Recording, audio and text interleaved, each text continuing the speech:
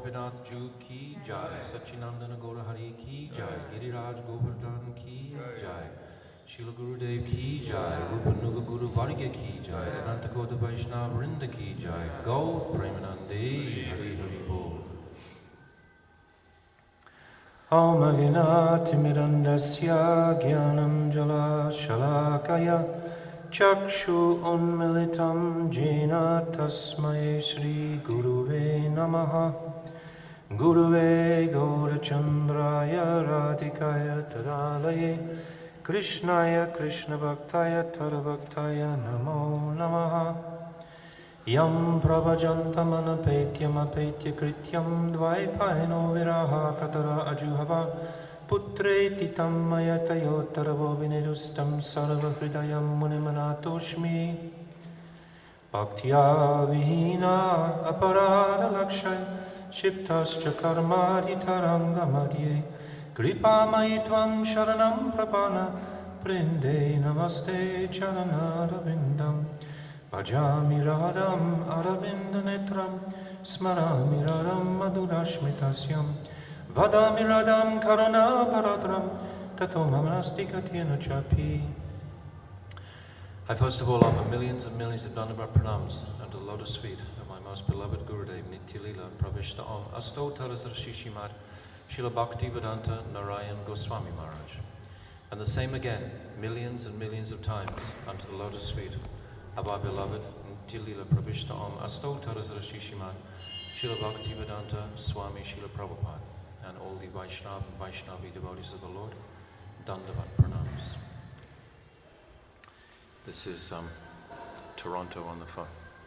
Toronto. Listening. Oh, okay. Just Haribol.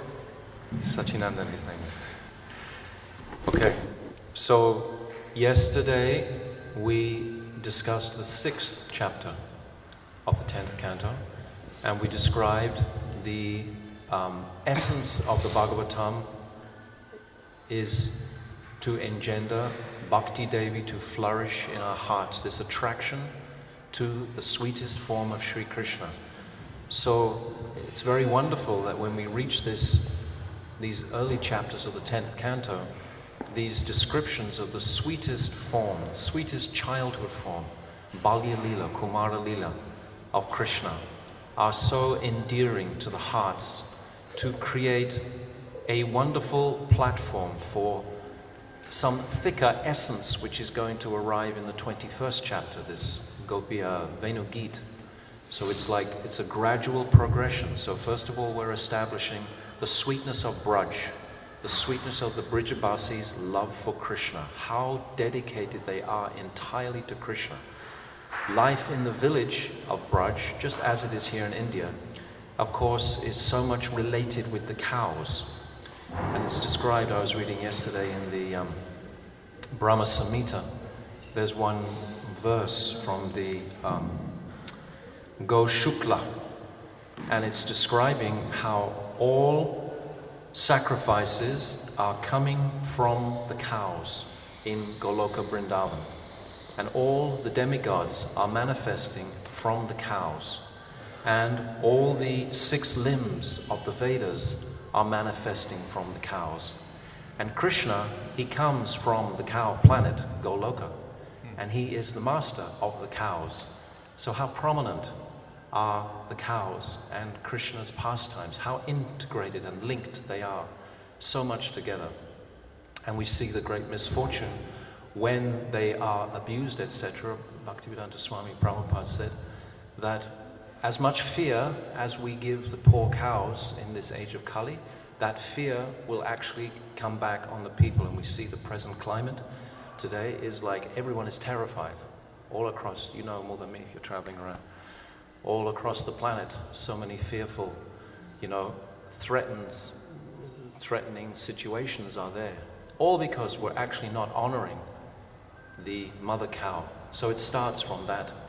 So we see this village of Braj, so beautiful, just we can imagine, so easily to imagine while we're living here in Vrindavan. So this chapter opens, chapter 7, Putana has been destroyed, this massive demon. This was the biggest demon. Kamsa could defeat all the other demons, but he couldn't defeat Putana. So they arranged for a truce, and they would become partners because Kamsa respected her enormity of strength. So now false guru has been cut. The first act by Krishna is to cut this false guru. And we see the devastation that it can cause to spiritual progress if a false guru is in an authoritative position, if he's given honor by society, but he's preaching sense gratification, etc., or preaching something apasidantic. How tragic for the poor, misguided souls who don't really know anything, in ignorance, the general conditioned people. And they will just go wherever they're actually enticed. So this is such a necessity to actually purify this deceitful guru. So this is the analogy of Putana's representation, what she actually represented like that. So that's the first demon. And now this pastime opens in the 7th chapter. This is the pastime of Sakatasura and Trinavarta and Mother Yashoda seeing all the Brahmand, all the universes in the mouth of Sri Krishna as she's feeding. So these three parts. Sukadeva Goswami, he becomes very much enlivened by the questions of Parikshit Maharaj. Parikshit Maharaj, he's asking more and more questions to try to inspire Shukadeva to speak these sweet Balyali. Understand the nature of Parikshit Maharaj and all the Dwakaravasis. The Dwakaravasis were like demigods, are demigods, or Nitya Siddha Parikas from Dwarka.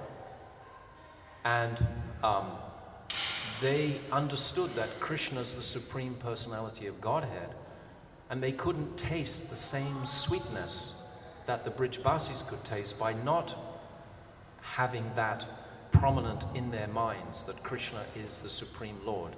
Krishna is Sarvagya Mugdata.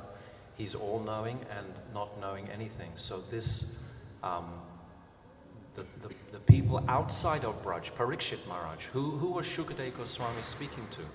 He was speaking to Parikshit Maharaj directly, but he was speaking to all these other sages because Krishna had never appeared, as we described yesterday, up until the 7th Manvantara. So many millions of years had gone by before the sweetness of the Supreme Lord was actually displayed. So it's only now that this is coming, because there's an example when Queen Kunti, she had heard that Krishna was tied to the grinding mortar by his mother, and she was astonished that Mother Yashoda could bind the Supreme Lord. Queen Kunti was knowing that Krishna was the Supreme Lord. So this is their understanding of these personalities. Parikshit Maharaj the same. He understood that this is the Supreme Lord. So to hear these pastimes, they'd already heard these pastimes before, because Parikshit Maharaj is saying that it's so purifying to hear these Balya Lila and Kumara Lila pastimes of Krishna. They're so sweet. And it's described that they purify filthy places within the heart by hearing again and again. And he's saying that people don't actually have a relish for this very often initially. And it's described in the commentary, someone like who's having jaundice doesn't relish rock candy. But after some time, that relish manifests on their tongue. They taste that sweetness very sweetly.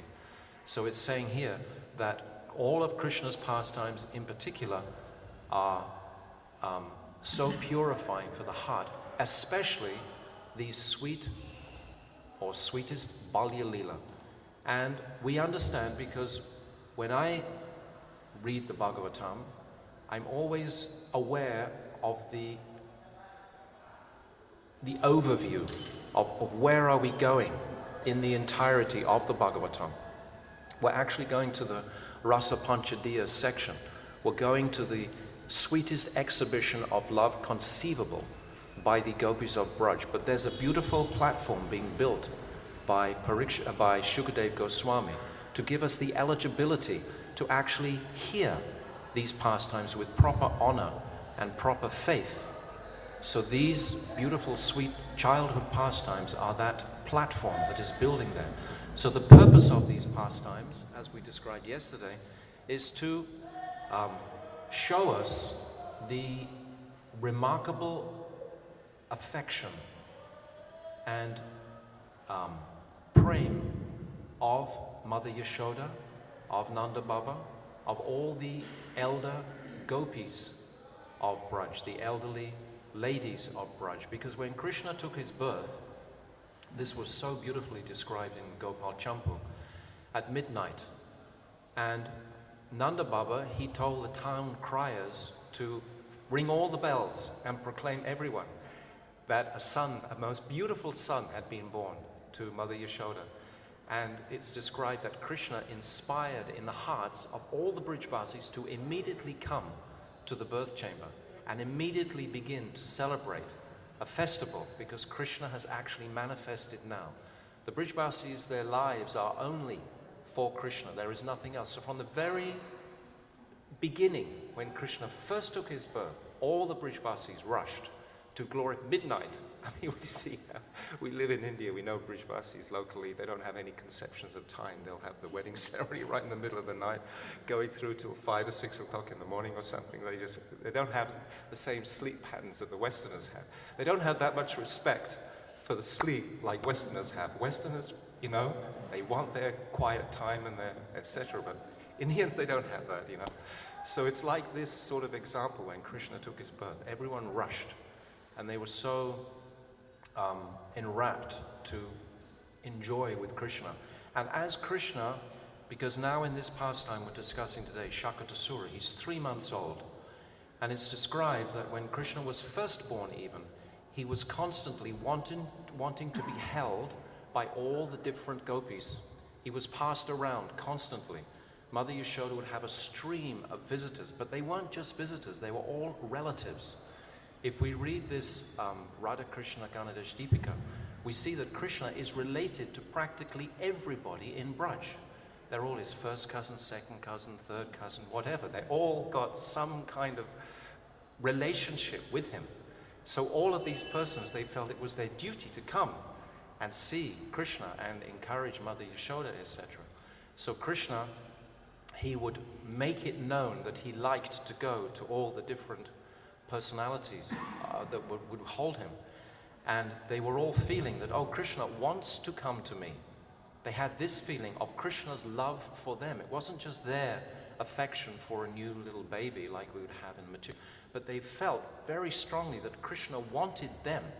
They felt Krishna's practically dependence on their affection. Such as heightened sweetness was actually the atmosphere or mood. In Goloka Vrindavan, it's all moods. Everything is mood.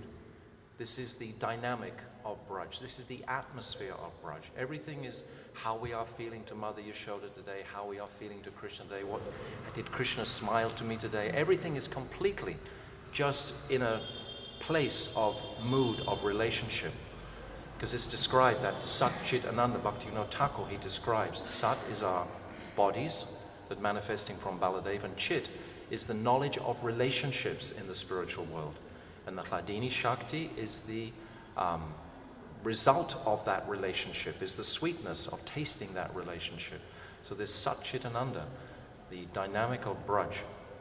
So Parikshit Maharaj is making this comment, and he's very enthusiastically asking Shukadev. So in this one chapter, he describes 3 very, very sweet pastimes. So Krishna is only 3 months old, and as I've described, he's being passed around by so many of the elder gopis, and they're just totally enamored with this beautiful boy. It's described like at this particular time, he's given a beautiful bed, and it's like foam white, the mattresses and the sheet and so on, and it's all perfumed, and it's very ornate. It's all carved and has jewels on it and so on. And it's described that when Krishna is lying on this bed, he looks like a sapphire in a powdered, circle of camphor. This blue, shining sapphire. Just totally captivated the Brijbasis' hearts. So now, suddenly Krishna is able to turn over. Wow, everyone has to talk about it. The whole of Braj is talking about it. Do you know? Krishna's turning over now. This is their life. Their life is Krishna. This is a Mahabhagavat. His life is Krishna. He only wants to hear about Krishna. We have to disseminate it and analyze it and go into the Gyan and so on to facilitate the conditioned souls of this world to purify the ignorance. But the Leela is always the principle. Gurudev said so many times, the Leela is the rider on the horse of Tattva. Leela is the place we want to reach. We need enough Tattva, Gurudev used to say, to enter the Leela. Always the Leela is on top. Leela. Li is embrace. La is attracting. The attracting embrace of Krishna. This is the meaning of Leela. The attracting embrace. So, what I've understood from this, what I've heard from Gurudev, is the attraction that Krishna demonstrates towards the Vrijabasis. So naturally their reciprocation is so much. So there's a ceremony called Putana ceremony. This is when the child first is able on his own to roll over. I mean, how mundane are we? We don't even think about it in our lives, but actually in the spiritual realm, everything that this remarkable child did, we had to write a book about. So this Putana festival is being celebrated, and all the Brahmins are called to chant beautiful, auspicious mantras. Any excuse to engage the Brahmanas. These Brahmanas are described by Srila Vishwanath Chakravarti Thakur as being totally pure, totally truthful, totally without any sort of attachment at all. And therefore the result of any benediction given by these Brahmanas had to be manifested. It had to become true. Any sort of result. They were so powerful. So Nanda Baba, being such a special personality himself, was appreciating the Brahmanas. And of course Krishna has come. Part of his mood of descent is to protect the Brahmanas, is to honor the Krishna throughout his life, in Dwarka especially, was always honoring the Brahmanas daily. This mood of honoring these saintly personalities. And Indian culture still has that remnant very, very strongly, this honoring all these saintly personalities, the Brahmins in particular. So they called all these Brahmanas, chanting so many beautiful mantras. And then Mother Yashoda, she very carefully fed Krishna to his completion, till Krishna was totally full and went to sleep. So Mother Yashoda was lying on a bed with him, and then very, very stealthily she separated herself from Krishna, left him in the bed, and then they pushed this bed underneath a very heavy cart. Sometimes we've seen those carts that those people use that make the iron work. You've seen them in Mathura. They're very strong, heavy carts, big carts. So it was a cart of that nature. It really was a heavy cart, because there's so much descriptions about the weight of this particular cart. So Mother Yashoda was assured, this was an old cart, very strong, and putting Krishna underneath, she was assured of his safety. It was in a corner of the courtyard. She was totally assured and felt very peaceful. Yes, my Lala is completely being cared for underneath the shelter of this cart. And then she went about her duties. And of course, after some time, then Krishna woke up. And Krishna wanted to have again his mother's milk, so he started to cry. But mother wasn't coming. Mother wasn't coming, so he was crying a bit more, crying very loudly. Still, mother wasn't coming. So Krishna, being really sometimes gets angry, impatient with mother, like when he broke the pot. He has his own way. He's not just a little baby. Krishna is really on it, So he decided, all right, so no one's coming, so I'll just smash this cart to pieces. At that time, this demon, Sakatasura, he represents, according to Srila Bhaktivinoda Thakur, load-carrying mentality and old and new habits from this life and previous lives. And it represents lethargy and dullness, which gives rise to false pride. Someone who is very dull is usually very proud. That's usually the way it kind of works, And this lethargy from carrying from previous births. So, no, I'm okay. Thank you. So, this is who he represents. In a previous birth, he was actually a son of Hiranyaksha. Kalanimi was the son of Hiranyakashipu, so they're somewhat related too. I mean, the families are really like, it's all related. It's not separate. So his name was Utchaka, and he was huge. He had a huge body, like his father, Hiranyaksha. And he went one time and he started to break all the trees that were in the ashram of Lomahasa Muni, who cursed him to take the form of a demon without a body. So Sakatasura didn't actually have a body. He had a body made of air. So that's like a flying atmosphere that would torment people for 100,000 years, like a regular ghost that we hear about. He was like this. So this Sakatasura had seen and witnessed and heard about the devastation and killing of Putana. And he thought to himself, I'll make revenge for this, and I'll kill this little boy. I can do better than Putana. So he came and infused himself into the cart and made the cart even heavier than it was, so that it began to sink. So the cart was actually sinking into the ground by the weight. Somehow or other, the cart was sinking. It's hard to imagine. How does that be? You can imagine a wheel sinking in mud, but just on ground, but somehow the cart sank through the weight.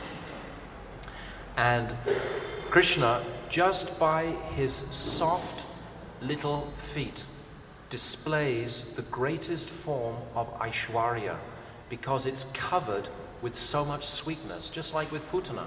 All he did was suck mother's breast, and she happened to scream and jump up and then exhibit this form and then die. What did that have to do with Krishna?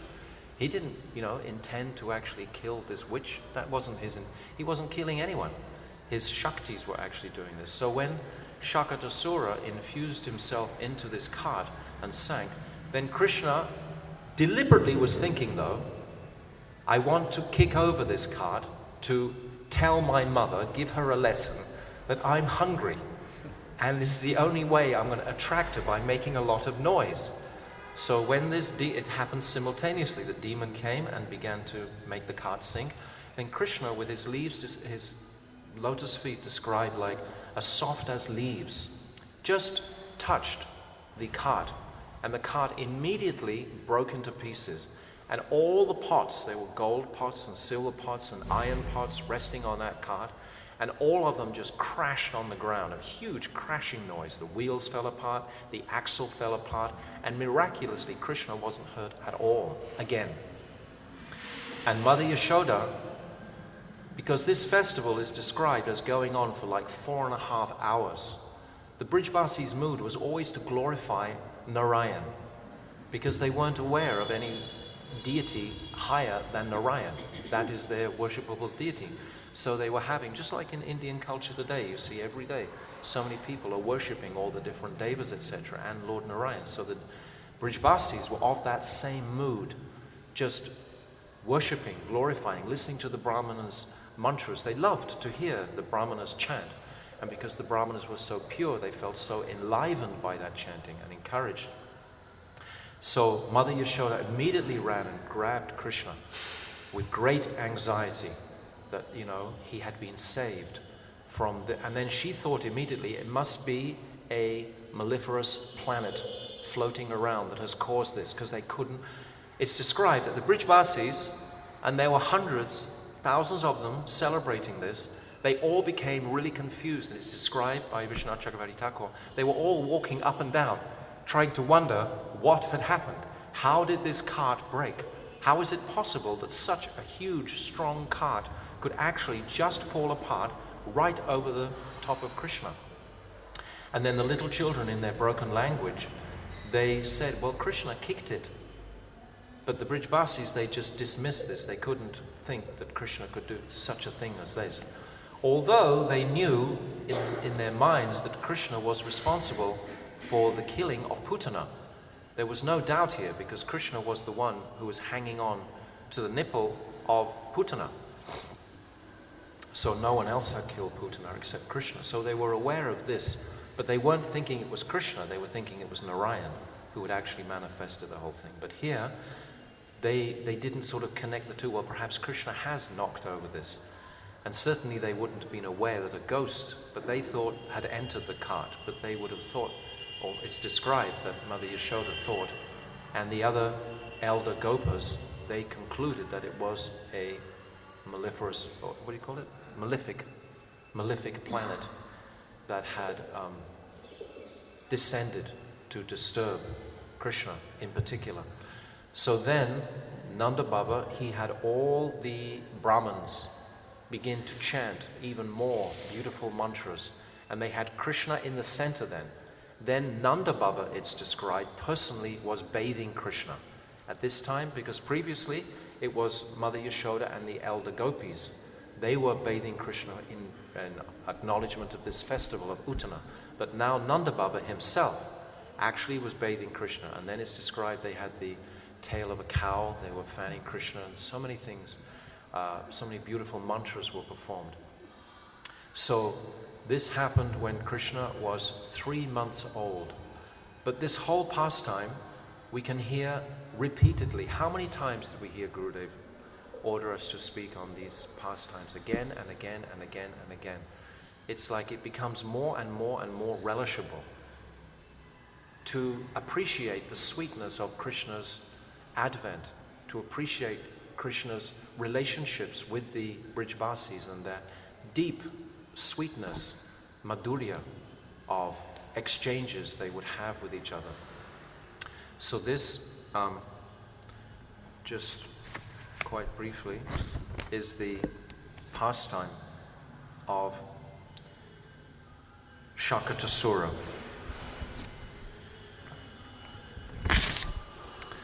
And then it's described, now Shukadev Goswami, after describing this pastime, he's still very, very inspired, and immediately he goes into describing another pastime that took place 9 months later, when Krishna is 1 year old. So Putana took place when Krishna was 3 days old, Sakatasura when Krishna is 3 months old, and Trinavarta when Krishna is 1 year old.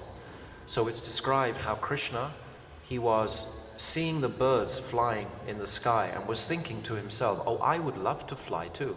Because sometimes Mother Yashoda would hold him up and look at him like this and throw him in the air a little bit and joggle him. And the other relatives also would do similar. And he was feeling, yes, well, I would actually like to fly. Like also, he was thinking, I should give darshan of my beautiful face to the residents in Swarga. They are dying to see a closer look of me. It's so beautiful how Krishna is feeling this. He wants to reciprocate with those residents of Swarga.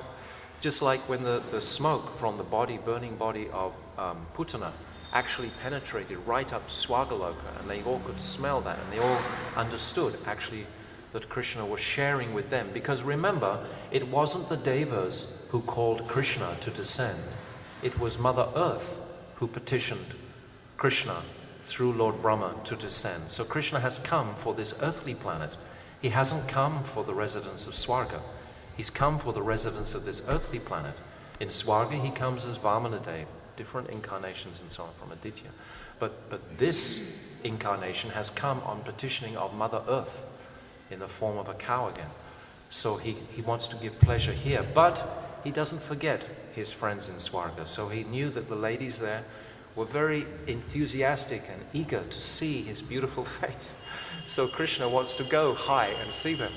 So he also knew that Trinavrata wanted to kidnap his mother as well.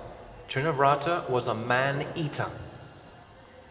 Trinavrata was previously a king in his previous birth of Padyadesh, and his name was Sahasya Raksha, and he appeared once naked in front of Durvasa Muni with his 1,000 wives, and he was enjoying with his 1,000 wives. And Durvasa cursed him to take the form of a demon in the earthly planet for 100,000 years. But Trinavrata was evil in the same sense that Putana we described yesterday, she would eat little babies like piles of rice. And Trinavrata, he was a man-eater. He would catch men and eat them, a Rakshasa. So this Trinavrata, he was coming, and Krishna knew that he was going to steal wanted to kidnap Mother Yashoda also. So Krishna wouldn't allow his devotees to be in any sort of difficulty at all. So he arranged for himself to become very, very heavy, like a mountain. And Mother Yashoda was carrying him, and then he got heavier, and then finally Mother Yashoda became quite disturbed. She thought another bad planet is actually around here. So why is my Lala so heavy? So then she put him down. She couldn't carry him anymore. And then she went out of the courtyard where she had been to call some brahmanas to have some mantras chanted, because she sensed that there was something evil around that needed purifying. But as soon as she left the room, she suddenly realized, my God, I've left him unattended, all alone. There's no one looking after him. And she rushed back to get him, but it was too late. Trinavrata had already come. He'd already blinded all the residents with the dust. I was thinking, we sometimes see in the summertime when the hawas come, the loos come, it gets so covered in dust, you can't even see your hand in front of your face practically. So we've had experience like that every year. These dust storms come rolling through across the Jamuna. And like this, completely blanketed Braj, Vrindavan. And not only that, but all sorts of rubbish and stuff was like, they didn't have plastic bags, but other kinds of pots and clay pots were broken and flying around. And the Brijbasis were very much assailed by all this dust, etc. And they couldn't see anything. Mother Yashoda, she's crawling around looking for baby Krishna. It's described she's crying like a cow who's lost her calf, crying very loudly, but nobody else could hear her because the sound of this smoke storm, is that what you call it? A dust storm, was so intense and rumbling that, it was frightening to all the Brijbasis. And then, of course, Krishna, he's picked up by this Trinavrata, and Krishna was holding onto his neck, like his two arms were around his neck, and he was holding onto his neck like this. And then he went so high, he made himself as light as a normal human 1-year-old baby, which is practically nothing. And he was carried up so high, because he wanted to go to Swarga. That was his destination. So when he got within reach of Swarga, and he was aware all the ladies of Swarga could actually see beautifully his beautiful smiling face, and he was flashing them beautiful smiles. And Trinavarta, of course, was in another world altogether. But he was thinking, when will I will just eat this baby. But then at one point, Krishna felt, oh, now I've seen everything. Also, another thing, when Krishna was flying high with Trinavrata, he saw Govardhan Hill. It was the first time that he'd had darshan of Giriraj Govardhan. Govardhan is like the tilak on the whole of Braj. Govardhan. Go, again, the cows, nourishing the cows. Govardhan is so sacred to Krishna, so special. And this was the first time that he actually saw Govardhan. So a desire in his heart came to actually see more of Govardhan, because just after this Leela, the Brijbasis, they all meet in an assembly and they all decide to leave Mahavan. We'll discuss that out. Beautiful pastime, where they actually leave Mahavan and go out to where is Bashant now, there's a little village, and Ral, through Chatigram to Govardhan. So when Krishna felt that he had gone high enough, then he made himself heavy again. And then Trinavrata, who'd been swirling around like a whirlwind, couldn't turn anymore, became completely like still, and actually and then he found that he couldn't actually support this child anymore. So then he was trying to pull the child off him, but Krishna was holding very tight, and Krishna at that point strangles him. So we described yesterday how Putana was killed by his lips, and Sakatasura is killed by his feet, and Trinavrata is killed by his hands or arms, strangling him. So these three aspects of Krishna, what they're capable of. And these pastimes actually are so much Aishwarya in one sense, except they are covered so deeply and thickly by this Madhurya. We must understand clearly, Gurudev explained so many times this difference between Aishwarya and Madhurya. How if, like for example, when Krishna was lifting Govardhan Hill, everyone was thinking, this is remarkable. How could Krishna possibly do something like this? But they weren't thinking that it was Krishna who was doing it. They were thinking it was Nanda Baba, that it was the cowherd boys, they had their sticks up also, or Govardhan was actually flying. But they didn't think really that Krishna was holding it up for 7 days. So therefore, because they weren't thinking that, then this is not considered an Aishwarya pastime. Whereas in Puri, when Mahaprabhu, he's weeping these fountains of tears coming out, people are thinking, oh, this is the Supreme Personality of Godhead. So because of their mood of seeing Mahaprabhu in this way, then they would acknowledge that as being Aishwarya. So none of these pastimes are revealed in that sense, that they're not seeing them as Krishna. Although, when Trinavrata, he finally falls, he starts to descend, and then he falls very, very fast, and he crashes on a slab of stone, it's described, on his back. And somehow, Krishna, who was on his chest, if you can imagine, like if you drop something, and just a second before it hits the ground, you jump up, you don't quite get the force of the landing. So something mystical happened here, and Krishna didn't at all experience anything of the force of that landing when Trinavarta crashed to the ground. Now when Mother Yashoda, she started wailing and wailing and wailing. Then when the dust storm had subsided, then all the elder gopis came running to answer the call of Mother Yashoda, because they were most concerned about Yashoda also. Baladev was somewhere separate at this time, because remember, after the pastime of it's after this pastime of Sakatasura that Nanda Baba is giving instruction that Baladev and Krishna should always be together, and therefore the two mothers must always be together, and they should never just be alone, separate. So then they're so distressed, searching for Krishna. Krishna is up in the sky meanwhile, and then they're suffering this heart-wrenching distress, and at this time Mother Yashoda again is thinking, oh, my Lala has been stolen away, been taken away.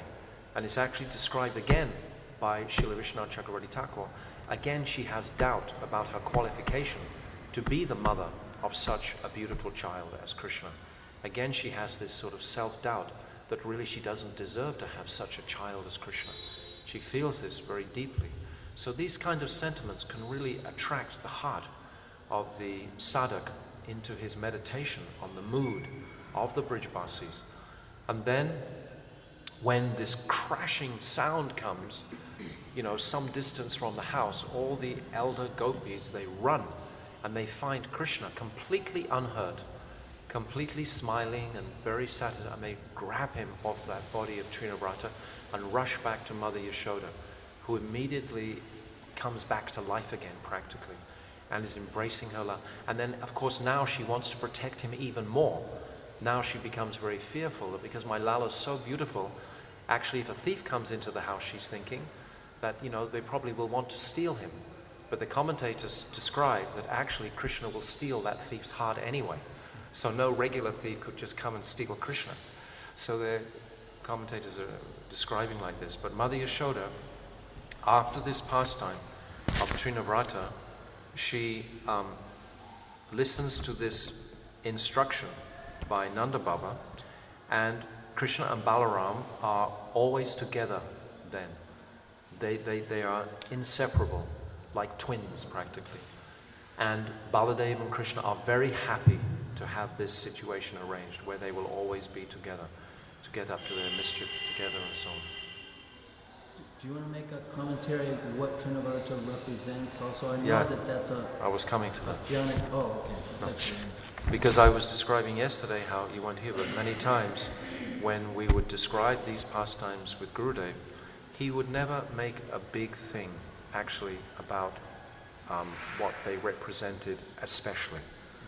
Because one time, I remember in Australia, Govinda Bhakkata, Ashram Maharaj, he asked Gurudev, should we be thinking of our anartas when we're chanting?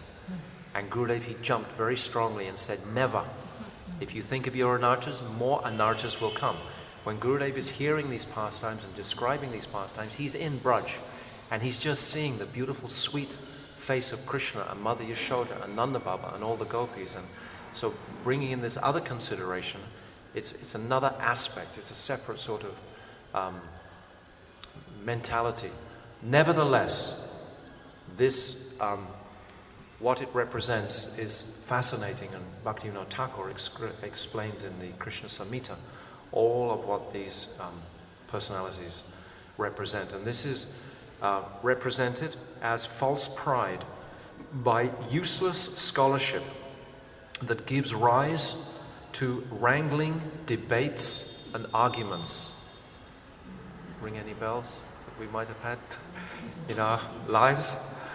Dry reasoning and dry logical indulgences in association of people attached to such things, trying to establish truths on a false premise. And it's described that produces controversies which are disloyal to the path of bhakti. Bhakti Devi is described as very warm, charming, vigorous, sweet, splendid, everything sweet about bhakti. But these dry, scholastic type of arguments trying to defeat one pundit, another pundit, is so empty and so devoid of any juice. You know, if we are witness at any times to different jnanis who are debating about something, it becomes so tedious and boring. It's so far away from the beautiful face of Radha Govinda, of Sri Krishna, Brajendranandan Krishna. It's so far away from there. It really has nothing to do, you know, with our inspiration or our heart's journey to that attraction to rendering service, sweet service, devotion to Sri Krishna. So it's the breeding place of demonic, sinful philosophy. So Trinavarta represents that, the breeding place of demonic, sinful philosophy. So we will see, certainly in the future, much, much more of this, because Mahaprabhu's umbrella is only for a limited period of time. Even in this age of Kali, it will start to, people's appreciation of the truths that Mahaprabhu came to give will start to minimize, with people's ignorance becoming more prominent. Because we see on the planet just, you know, reduced good food, etc., water, everything, environment, to actually keep the consciousness even physically healthy. Whereas to actually meditate on these topics and to have those special souls who appreciate some degree even, what to speak of the pure devotees, the Mahabhagavats, who understand the necessity of infusing society with these topics of Krishna's sweetness. How essential is it for the ultimate balancing, you know, of this world where we live in? Otherwise it'll all just sink into somewhere totally disastrous, which is its destination ultimately, and then it'll swing around the cycle again, and then all these pastimes of Krishna will gradually be covered up. So again and again and again we are expressing in our hearts gratitude for taking birth at this particular time, you know, with the teachings of Mahaprabhu so prominent. So it must give us that further inspiration in our practice to take it more soberly, more seriously, you know, how, and appreciate the sweetness of it more and more, and to more and more be moving away from anything that has a negative effect on that or impact on that, anything that's going to take me away from the sweetness and splendor of meditation on Krishna. Just like in Damodar Ashtakam,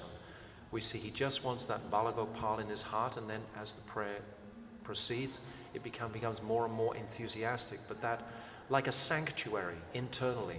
This is what the sadhak has to actually develop in his prayers, in his practice and so on, and then become really callous and cold to anything that's going to impose on that. We don't need anything to do. As much as we can with our life and our breath, speak these pastimes of Krishna. And if we don't feel qualified to speak on those highest pastimes of the gopis, then we can speak so much on these pastimes and develop ourselves a much deeper attraction for the sweetness of Kumara Krishna, of Balya Krishna.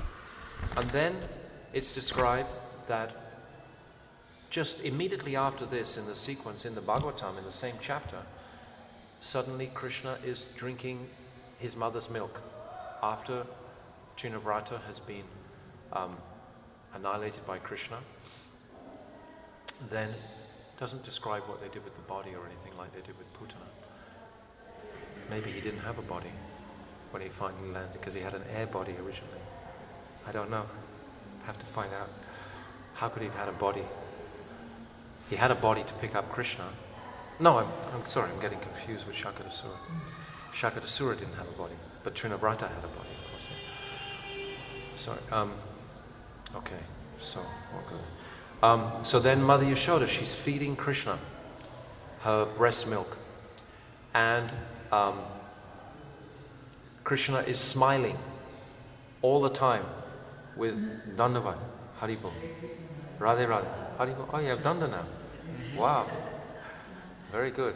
Radhe Radhe, Haribol, Haribol. Nice to see you, Maharaj. Bhakti Vigyan Radhanti Maharaj ki jai. The title changed only now. Changed again. Because Mutt giving some problem. Uh-oh. So Bhakti Vedanta. Okay. Bhakti Vedanta Radhanti Maharaj. Very good. Congratulations, Maharaj. Sorry, Maharaj, please. No, well done. So, Krishna's beautiful smiling face is reciprocating with Mother Yashoda. And she's looking at his beautiful face as she's feeding him, and she's moving his hair, she's touching his face, and so much attraction is there between them. Then suddenly, Krishna, he yawns, and Mother Yashoda, she sees right inside his mouth the entirety of all the cosmos, the whole cosmic manifestation. She sees the sun, all the elements, fire, the moon, etc., all the oceans. She sees Jambudvip, the different islands. She sees everything there within the mouth of, and she's not like, tired and she's seeing some hallucination.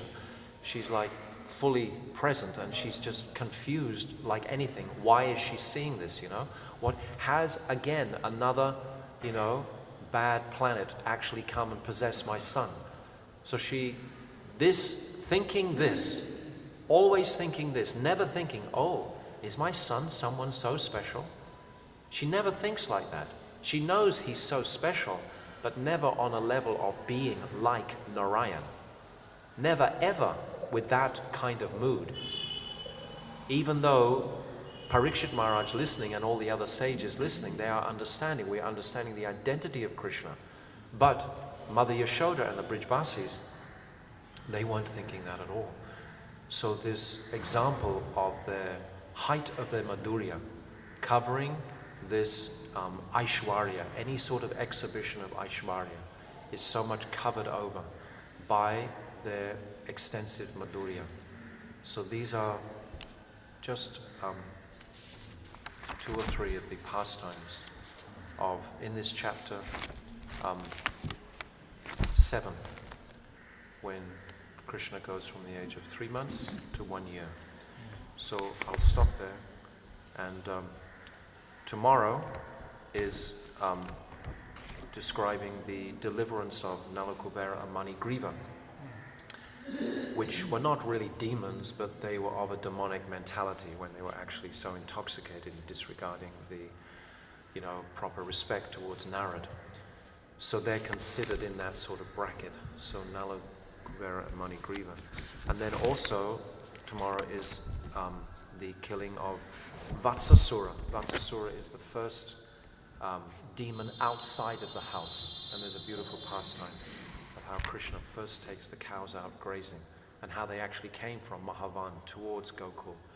So I'll do that tomorrow, so I'll just... I have a question. Maybe you've heard something from Srila Gurudeva and the Vaishnavas. You said in the beginning that the Brajbasis worship Narayan. They don't think Krishna's Narayan, maybe he's infused with his Shakti. Yes. Have you heard from Srila Gurudev or any of the Vaishnavas why we are not encouraged to worship Narayan if we want to be like the Brajbasis? Nice question. Why are we worshipping Krishna as... Because we're not realized souls. We're not in our siddhas. They want you to repeat the question. Beautiful question. Say it loudly. I was asking if he's heard from Srila Gurudev or any Vaishnavas why, if we are desiring to be like the Brajbasis and the Brajbasis worship Narayan, why we're not encouraged to worship Narayan. Because the Brajbasis are all Nitya Siddha Parikas of Goloka Vrindavan. So their lila is to worship even when they're in Boma Vrindavan.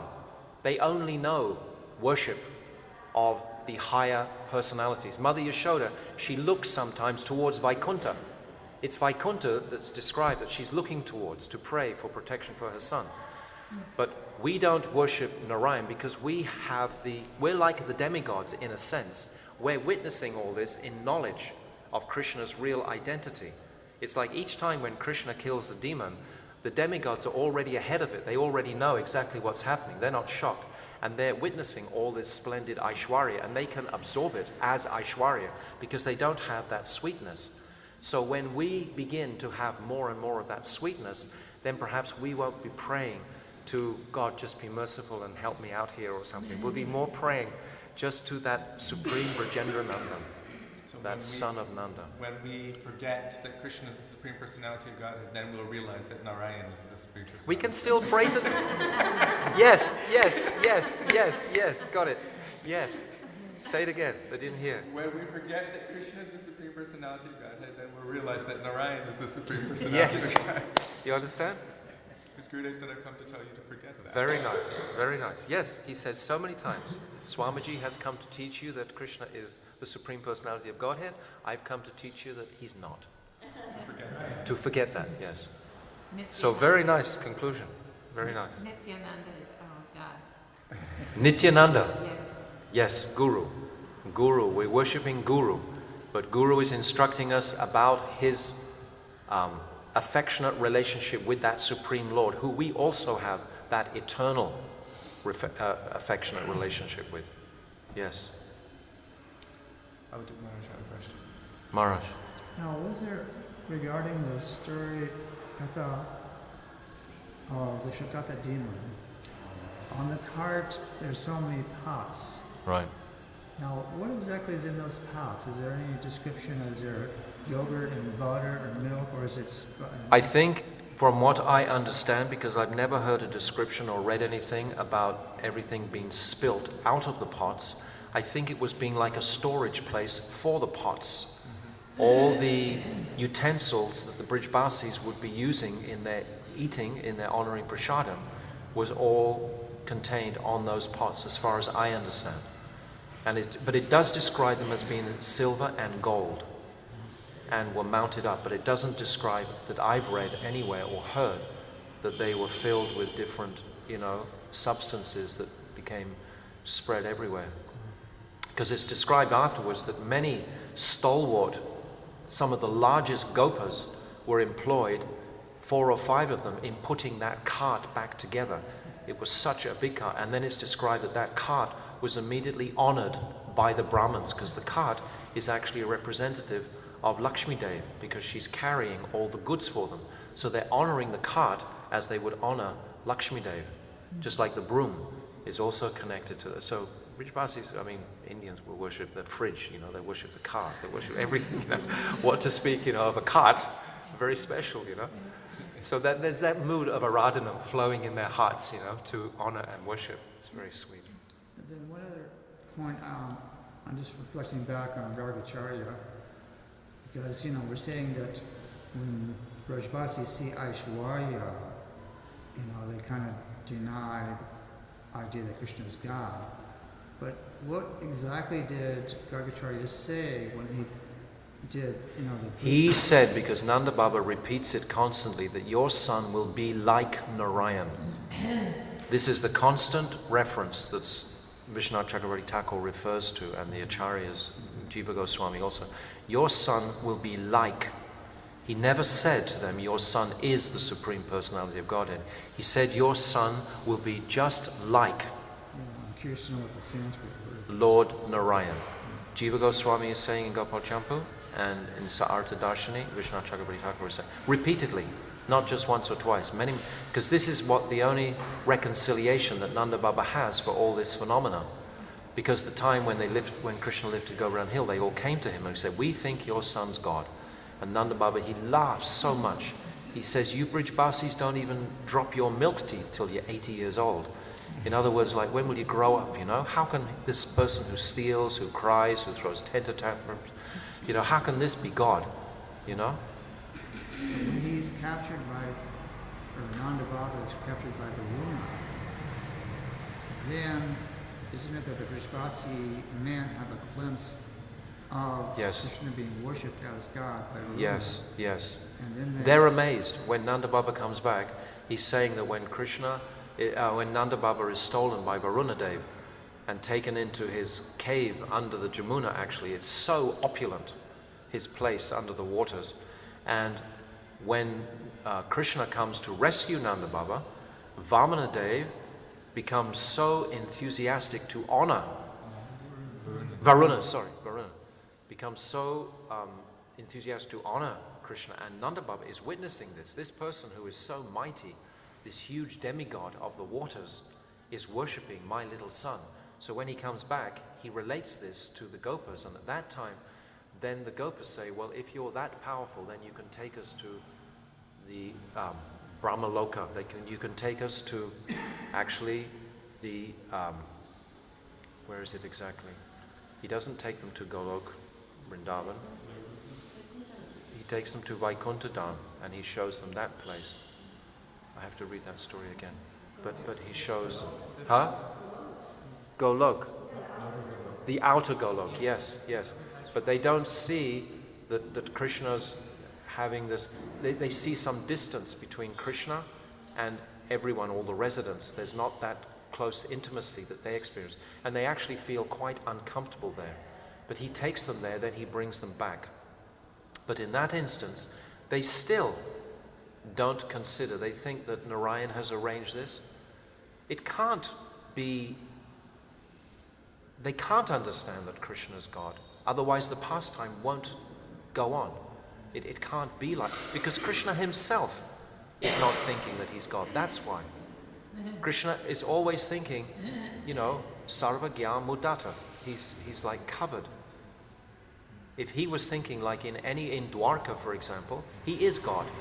In Dwarka, all the residents, they're the same like devas, they're celestial beings in Dwarka. And they all honor him as the greatest celestial being. They honor him as God, but they're God's friends. It's like a Vaikuntha place, Dwarka. It's a fascinating topic. But it's all at the root about the power of love. It's nothing, that's where the focus of the consciousness has to be searching. What is the nature of this splendid, remarkable madhurya? Because as we progress a little bit, then it unfolds more and more and more. The real depth of the sweetness of their affection, or of their appreciation of Krishna's affection for them. Because they say, if this is supposed to be God, like after the Kaliya pastime, they're saying if this is supposed to be, because then again they have doubts. They say, how is it that he's so dependent on us? He wants to come to us all the time. He wants to take our rotis. He wants to take our milk. He loves us so much. How can it be like this if he is the Supreme Lord? So there's no real place in the dynamic of their relationship with him for him to be God. Otherwise, the whole pastime, the whole reality of Krishna in Gokul wouldn't manifest. In the beginning, you were recapping yesterday. Yeah. And you were talking about how Putana is the representative or embodiment of the false Deceitful guru. or deceitful Yeah. guru. And you were explaining that the guru in that case was that one who was preaching false philosophies Yes. and accepting followers. What Yes. about that person who's in the role of guru, who's preaching everything which appears to be correct, but their behavior is incorrect? Is that included within the Yes, Putana conception? absolutely, absolutely. If their behavior is incorrect, then it must mean that their ultimate goal is also somewhat compromised, is not correct also. It must mean. If someone is behaving incorrectly and, particularly offending Vaishnavas, particularly this, because all the way through the 10th canto in Krishna's pastimes and dealings with all the Brahmins and all the saintly persons, there's constantly Krishna's rushing to honor the Brahmanas. He's rushing to honor, any sort of scent of Vaishnavism, It's like this is such an important principle. So if that is being transgressed, how can we have faith in the authority of that? How can we have faith that that person has, that sort of shraddha in Krishna? If he's able to abuse Krishna's devotees in any way, if there's no sort of effort to reconcile, no effort to actually, unite. Anyway, so it's more important than what is said is what is the behavior of the personalities. Tasmat guru papadiyeta jigna shushraya uttamam shabde pareta nishyantam brahmani upashamashrayam. This third quality of guru, he's always utterly detached from everything material. So it would indicate some sort of attachment if guru had some sort of discrimination between different, servants of Krishna. If someone is a Vaishnava and they're serving, then if guru is being abusive or offensive in that regard, without real provocation, then how can we have faith in that? You say something? What exactly? I just came, so I know. What was the question? Tell. My question is, he just mentioned about Putana this morning, relating to yesterday, but I wasn't here, that she represents the deceitful guru and spreading false philosophies. And I asked, well, what about that person who's acting in the role of guru, who's preaching everything according to the book perfectly, but their behavior is improper. They engage in durachara. I took when he said behavior in relationship to the other devotees and Vaishnavas. Bhaktivinoda Thakur writes a lot about sectarianism as being the, greatest enemy of the truth. So when this sectarianism becomes prominent in the various sanghas of devotees, we should appreciate that this is a great detriment or obstacle, and the individual sadhak has to keep his self strongly focused on what is the prayojan. We said before, like Trinavarta we've just described today, all these speculative philosophies, they just create, and wrangling and so on, debates and so on, they create a dryness of the heart if the devotees get involved. And if guru gets involved in that, No, I was just asking if that kind of guru is included within the Putana conception. Deceitfulness. I would have imagined, yes, I would think yes, definitely. That's what it's not described in the words like that exactly, because it's saying actually like deceit and just saying deceitful guru who preaches sense gratification and liberation and gives the devotee higher instruction than the disciple's ability, and immerses the disciple or acts as a spiritual guide in the form of mundane empiric reasoning. So the wording isn't exact, but we have to apply what is currently present. This is Krishna Samhita, Bhaktivinoda Thakur. Yeah. So these things will go on forever, what we're talking about. Yeah. I was listening yesterday to your narration of the Bhakti Rasayan in the chapter where Gurudev comments on Mother Yashoda seeing the Bharata Roop within Krishna's mouth. Right. Do you want to speak on the speciality of her seeing that same form that Arjuna saw on the battlefield of Kurukshetra? And because Gurudev says if one enters into this understanding of Mother Yashoda's different reaction than Arjuna, one will be drawn into Braj Bhakti very deeply. And it was the same arena that we're speaking Yeah, about. because we see The difference between Aishvarya and Because we see Arjuna's reaction was all of a sudden, Arjuna's reaction was, oh, I have called you Saka, I have been so familiar with you, please forgive me. He was completely like covered over by that Aishwarya mood at that time. But Mother Yashoda, in contrast to that, just called the Brahmins to please purify this. This can't be a reality. Even though she'd seen it with such, astonishment. She'd actually witnessed this, but she couldn't relate the two being together. So if we consider Mother Yashoda's mood of not wanting to witness anything, spectacular phenomena in relationship to Krishna, not looking for some mystic wonderland or something of this nature, you understand? Then we are on track for Braj Bhav. It's 9:10. I didn't want to go too much more.